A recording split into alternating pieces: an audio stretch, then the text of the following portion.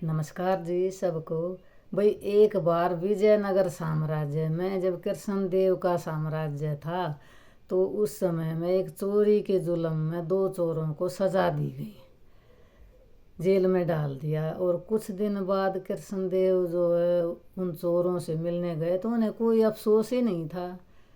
तब कृष्णदेव ने उन्हें कहा कि भाई देखो, तुम तेनालीरामा के घर में चोरी करने में सफल हो जाओगे ना, तो मैं तुम्हारी ये सज़ा माफ़ कर दूंगा।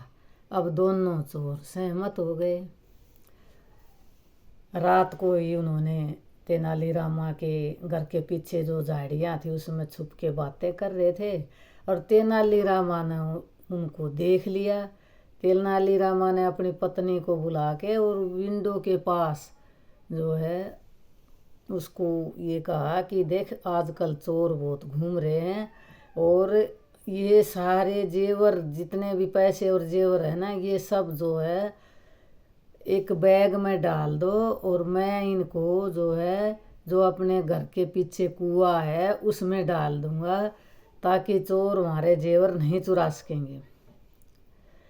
और दूसरे कमरे में अपनी पत्नी को ले जाके एक बैग लिया और उसमें ईंट और रोड़े भर के और बंद करके उस जो मकान के पीछे कुआं था उसमें डाल आया। चोरों ने देख लिया। चोर बड़े खुश हो रहे थे कि जब ये सो जाएंगे हम सारे जेवर इसके निकाल लेंगे, सारे आभूषण। जैसे ही तेनालीरामा और उसकी पत्नी सो गए तो चोरों ने भाई सोचा अब ऐसा करते हैं कि बैग तो तभी मिलेगा जब इस कुएं का पानी हम बाहर निकाल लेंगे। और वो लग गए जो है कुएं का पानी बाहर निकालने। अब तेनालीरामा ने जैसे ही सुबह हुई देखा तो वो पानी जो है उसके बगीचे में जो है आ गया। सारा बगीचा उसने पानी भी नहीं देना पड़ा। सुबह उठ के उन चोरों के पास गया तेनालीरामा और बोला कि भाई तुम्हारा धन्यवाद, बताओ तुम्हारी कितनी मजदूरी होगी, तुमने बहुत अच्छा काम किया, मेरे सारे बगीचे में पानी भर दिया। चोर भाई जो है थोड़ा सा समझ गए कि ये तेनालीरामा जो है वो समझ गया है हमारी बातें।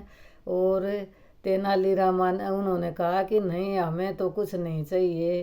तेनालीरामा ने कहा कि अब जो है तुम्हारी सज़ा माफ़ तो हो जाएगी, लेकिन तुम्हें ये शपथ लेनी पड़ेगी कि आगे से किसी के घर में चोरी नहीं करेंगे।